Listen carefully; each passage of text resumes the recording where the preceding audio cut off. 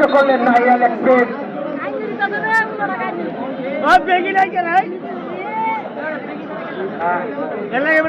আমরা দেখতে পাচ্ছি যে পালার একাদশের যে একজন গোলকিপার 100 রানের অধিকারী, তাকে যেন গোলকে রেখে একটি গোল করা একেবারে অসম্ভব বলে মনে হয়। কেউ দেখা যাক কতটা পরিবর্তন আনতে পারে, কারণ একটা সময় বাকি আছে। আমরা দেখতে পাচ্ছি মাঠের মধ্যকারে বল, একটি সুন্দর শট ছিল কিন্তু বল চলে গেল মাঠের বাইরে, একেবারে মাঝারুল অনুকূলে বল লম্বা করে বাড়িয়ে দিলেন রিফাতের কাছে, আবারও চলে গেল মাঠের বাইরে।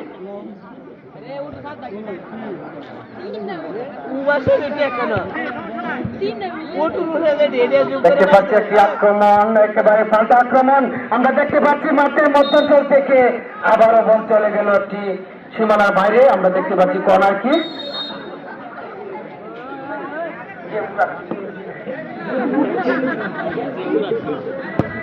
একটি লম্বা করে শট দিলেন কিন্তু লক্ষ্যভ্রষ্ট হলো।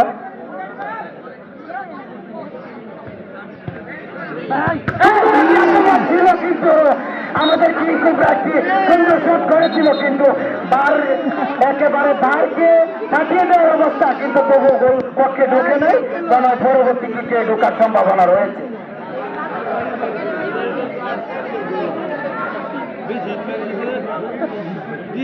একের পর এক আমরা দেখতে পাচ্ছি মনোরম পরিবেশ আজকের এই ফুটবল অনুষ্ঠিত হচ্ছে। দুটি দলে অত্যন্ত চমৎকার খেলোয়াড়দের নিয়ে গঠন করা হয়েছে। আমরা আক্রমণ দেখে যেন খেলা অনেকটা শান্তি অনুভব করছি। আরেকটি সুন্দর লক্ষ্যভ্রষ্ট করলেন একেবারে সীমানার বাইরে। একের পর এক আমরা দেখতে পাচ্ছি একেবারে খেলা টান উত্তেজনায়। মনে হয় কিছুক্ষণের মধ্যে একটি গোল হওয়ার সম্ভাবনা রয়েছে। মাঠের মধ্যকারে বল আবারও বাড়িয়ে দিলেন একেবারে সীমানার কাজ। আমরা দেখতে পাচ্ছি পালার একাদশের অনুকূলে 10 নম্বর জার্সি পরিহিত খেলোয়াড় রাজনের পায়ে বল লম্বা করে বাড়িয়ে দিলেন মাঠের এই প্রান্ত থেকে ও প্রান্তে। আমরা দেখতে পাচ্ছি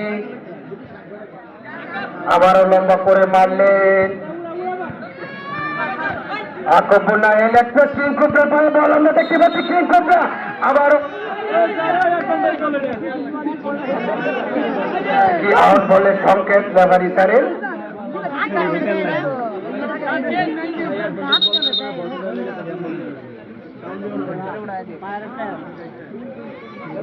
আমরা দেখতে পাচ্ছি একটি খেলোয়াড়ের পরিবর্তন সংকেত। দেখা যাক নতুন খেলোয়াড় মাঠে প্রবেশ করে কতটা দলে পরিবর্তন আনতে পারেন।